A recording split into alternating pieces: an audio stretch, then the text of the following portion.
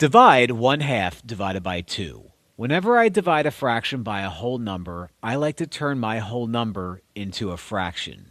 How do I turn a whole number into a fraction? Just put it over 1, and you could do that with any whole number. So now I have 1/2 divided by 2 over 1.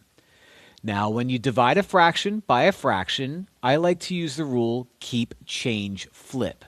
That means you keep the first fraction, 1/2, you change the divided by symbol to a multiplication symbol, and you flip the second fraction from 2 over 1 to 1 over 2.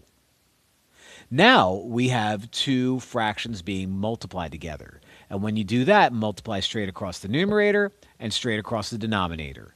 1 times 1 is 1. 2 times 2 is 4.